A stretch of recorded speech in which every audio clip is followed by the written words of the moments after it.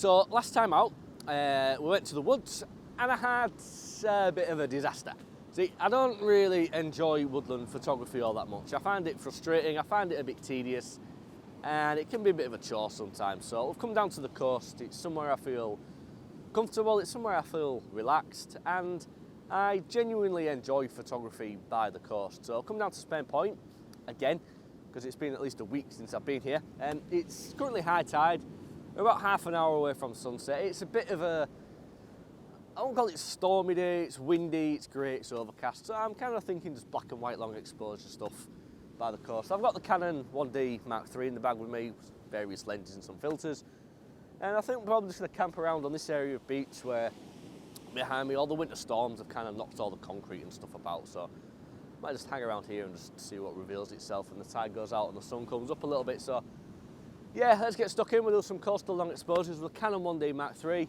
On a very grey, windy, overcast, no sunset, sunrise, no light, nothing. Yeah, black and white stuff it is. So let's get stuck in.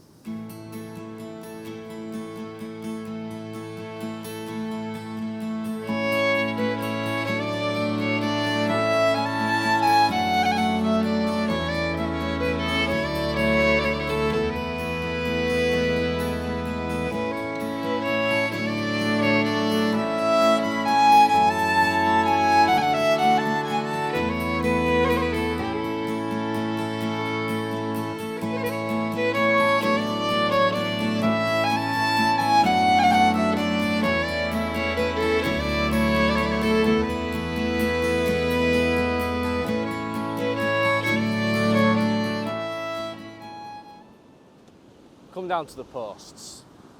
There's more fun to be had in terms of long exposures down here. Now, the tide is on its way out. There is some posts now sort of poking out from the water. So I think I'm going to come out for one photograph today. See, something I often tend to do is rush around like a bit of a fly, trying to take loads and loads of photographs, purely, if anything, for content for these videos. And I feel like that's maybe the wrong move, so I think today is going to be a one photo day, and it's probably going to be them posts that are sticking out of the water right now. Say sunrise has been and gone, we didn't get one. There is a little bit of texture in the sky which sort of may add something to a long exposure, but probably not too much. So yeah, we may try and eliminate some of the sky, but I'm probably going to take it around here. Right, let's go for a walk around. I've had to turn the digital image stabilisation on for this, so I hope it's not too wobbly. This 16 to 35mm lens isn't stabilised. Right, I've had a microphone malfunction. My deadcat has fallen off, basically. So I had to put the microphone under my jacket, so if there's any rustling, I do apologise, but well, this is what it's like down at Spurn Point. You see, it's messy, all right? It's very, very scruffy. There's a lot of debris on the beach. It's come from the winter storms that we had last winter, I think. It wasn't this bad last summer, so if I'm sort of half looking for my deadcat and half trying to talk at the same time. So behind me, in the sea over there, they're the posts that will come to take a photograph of today. Like I said, I'm just going to take one photograph of today. Behind me there are remains of old piers and everything. That's what all the posts are over there. So if I spin this round, I'll actually be able to show you this a little bit better. If I zoom in, so they're the posts we're going to take a photograph of. There's a concrete box thing there. I don't know what that was, a little block. But yeah, these are all remains of old piers. It's just extremely, extremely scruffy around here. I know there's other YouTubers that come down here quite a lot. I know Gary Goff, he's been here. I don't know if he actually shows you all what's going on all around here, but I know he's taking pictures of these posts, and it is just very, very messy. So look, find me. Full zoom. Where we at? 35. That's way there. We go. Right, that's the problem with this digital image stabilisation. It tends to crop in quite heavily. I have turned it on to enhanced. So yeah, like I was saying, a slight microphone malfunction. My deadcat's disappeared. Fortunately, I do have others of those at home, so it's not a complete and utter disaster, but it's not ideal. So now the tide's gone out a little bit further, I'm going to get the tripod and camera in place and try and compose something to take a photograph of the posts. And I'm going to put this camera back on the tripod because this is really, really heavy on my arm. So let's get taking a photograph, eh?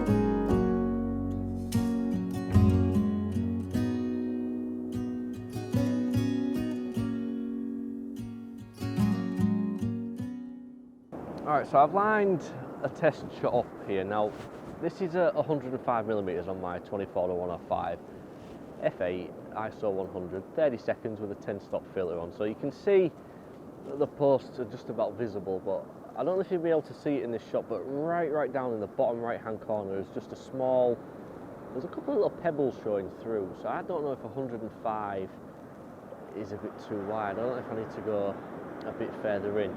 So as I'm recording this, the posts are actually a little bit more visible than they are on this test shot. So I think what my plan's going to be, I'm going to take another shot with this current setup on, just to see what's visible and what isn't. And if we have to go a bit further in, I may switch to the 70-200. But I'm just going to take another test shot now. A little bit more is now sort of out of the water, but the tide is really starting to go out a bit. And obviously I don't want the beach in. I want it to be a very minimalistic, just a post in the middle of the water with the sky in the background like you're seeing on the test shot there. So let's have a poke around and see what we can do. Alright, so I finally got one that I'm happy with, so I'm going to show it to you in just a second, but it's given me an idea. You see, just past all of this chaos and messiness, there are some boards and some more posts a little bit further down, maybe a 2-minute walk from where I am, and well, it's still early and I've still got time, so I figured I may as well go have a go at them. Instead of making a 1-photo video like I was going to, I might make it a 2-photo video. It's actually been quite nice just to spend a bit of time thinking about one image rather than running around like a madman trying to take several just for the purposes of a video. So I've maybe taken half a dozen different test shots of this. The tide's been going further and further out, the posts have been coming further and further out the water. So I'm going to show you the final image I managed to grab from this little spot. And I think I'm going to go for a walk a bit further down there and just have another play, try and get another one while the tide's sort of roughly in the position where it's going to be, because I think we may be able to get some of the boards and posts a little bit beyond all of this lot. So here's the image, and I'm going to go for a walk down there and hopefully we might get another one.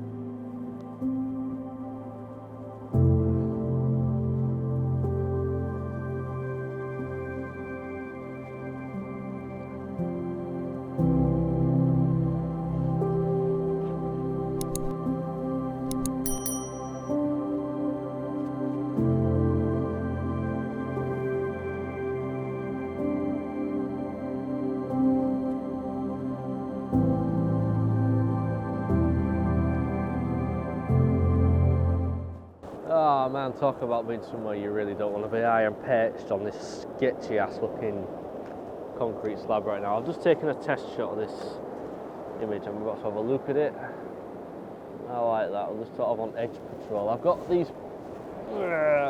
that line of posts running out there.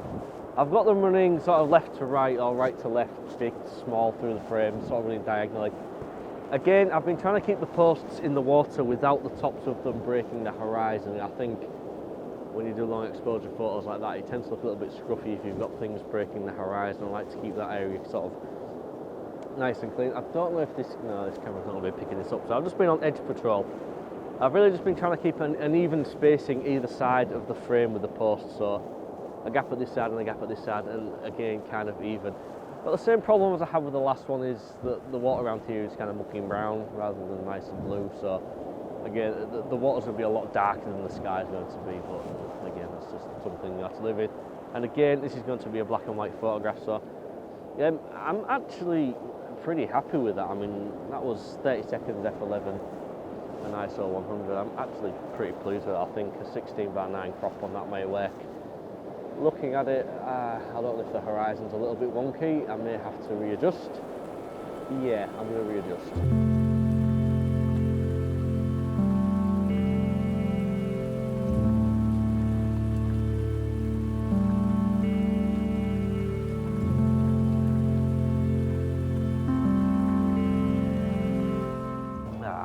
Right, so it's that time of day again when it's time to pack everything away now.